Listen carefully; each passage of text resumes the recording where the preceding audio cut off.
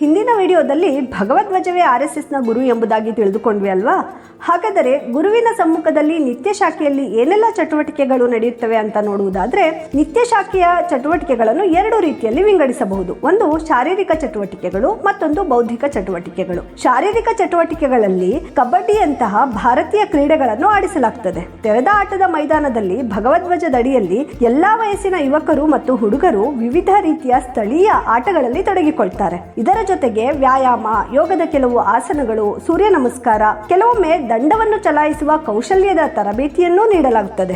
ಈ ಎಲ್ಲಾ ಚಟುವಟಿಕೆಗಳು ಸಂಪೂರ್ಣವಾಗಿ ಶಿಸ್ತುಬದ್ಧವಾಗಿದ್ದು ದೈಹಿಕವಾಗಿ ಸದೃಢಗೊಳಿಸುವ ಕಾರ್ಯಕ್ರಮಗಳಾಗಿರ್ತವೆ. ನಂತರದ ಬೌದ್ಧಿಕ ಚಟುವಟಿಕೆಗಳು ಸುಭಾಷಿತ, ಅಮೃತ ವಚನ, ದೇಶಭಕ್ತಿ ಗೀತೆಗಳು, ವಚನಗಳು, ಸಂಸ್ಕೃತದ ಶ್ಲೋಕಗಳು ಎಲ್ಲವನ್ನೂ ಒಳಗೊಂಡಿದ್ದು ಭಾರತದ ಮಹಾಪುರುಷರುಗಳ ಬಗ್ಗೆಯೂ ತಿಳಿಸಿಕೊಡಲಾಗ್ತದೆ. ಆಗಾಗ್ಗೆ ಸಮಕಾಲೀನ ಸಮಸ್ಯೆಗಳು ಅಥವಾ ಸೈದ್ಧಾಂತಿಕ ಅಂಶಗಳಿಗೆ ಸಂಬಂಧಿಸಿದ ಕೆಲವು ಪ್ರವಚನಗಳನ್ನು ಕೂಡ ಏರ್ಪಡಿಸಲಾಗುತ್ತದೆ.